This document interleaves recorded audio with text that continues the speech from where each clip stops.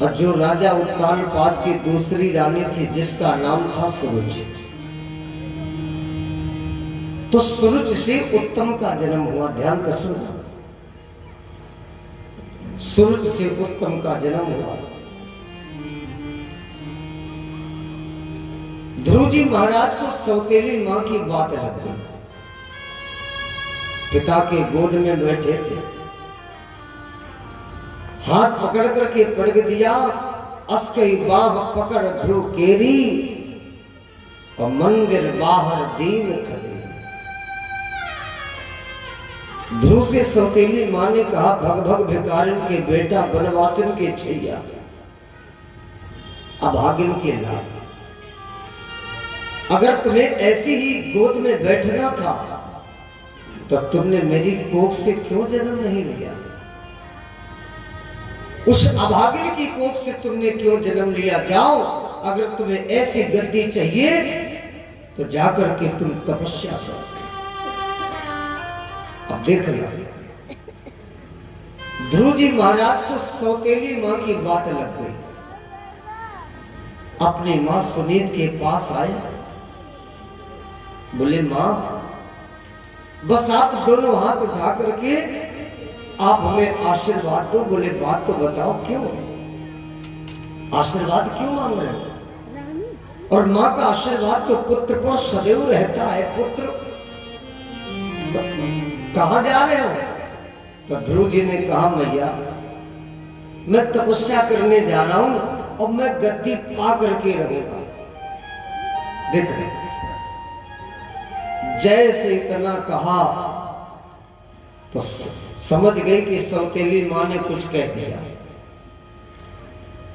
तो सुनीत ने कहा, बेटा मेरा आशीर्वाद तो सदैव तुम्हारे पास है, लेकिन पहले उस मां से आशीर्वाद लेकर के आओ जिसने तुमसे कहा है कि जाकर के तपस्या करो।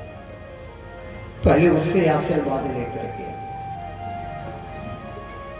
सूरज के पास ध्रुव जी महाराज पुनः आए, बोले मां, चरण पकड़ करके बोले, मां मैं तपस्या करने जा रहा हूं, आप आशीर्वाद प्रदान करो। थोड़ी बक्से की आवाज कम करो,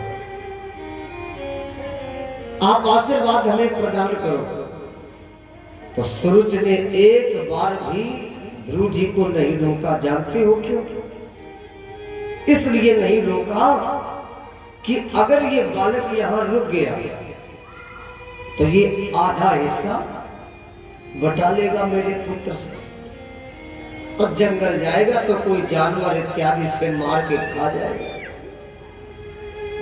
इस वजह से रोका नहीं, बोले जाओ बेटा तुम्हारी तपस्या सफल हो।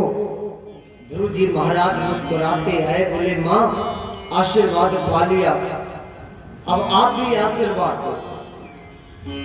सुनीत ने बहुत समझाया, लेकिन ध्रुव जी ने निश्चय कर लिया, माना कर दिया।